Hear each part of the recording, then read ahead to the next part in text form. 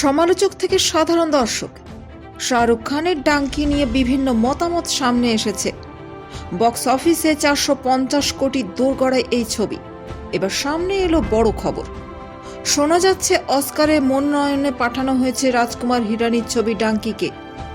হ্যাঁ, ঠিকই শুনেছেন, এবছর অস্কারের দৌড়ে রয়েছে শাহরুখ খানের ছবি।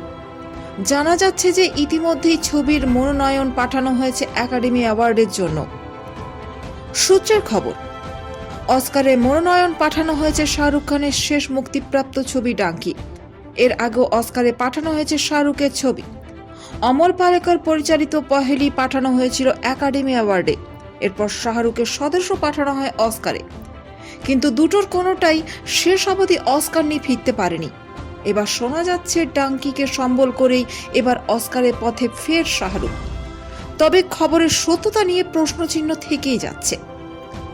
2023 সালের জানুয়ারিতে পাঠানের হাত ধরে শুরু হয় শাহরুখের কেরিয়ারের অন্যতম সেরা বছর। সারা বিশ্বজুড়ে প্রথম দিন থেকেই ঝড় তোলে অ্যাকশনে মরা এই ছবি।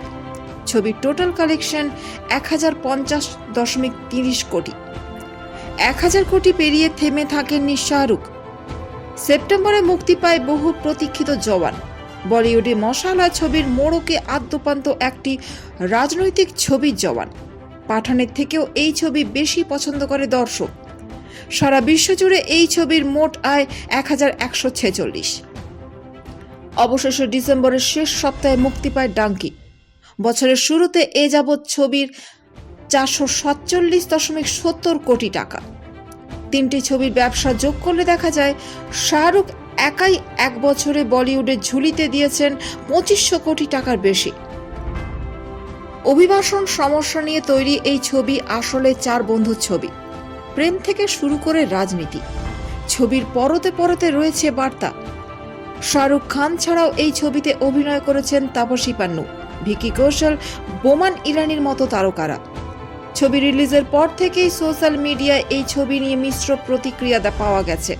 তবে এবার অস্কারের দৌড়ে ডাঙ্কি, এই খবরে বেশ উত্তেজিত শাহরুখের ফ্যানেরা।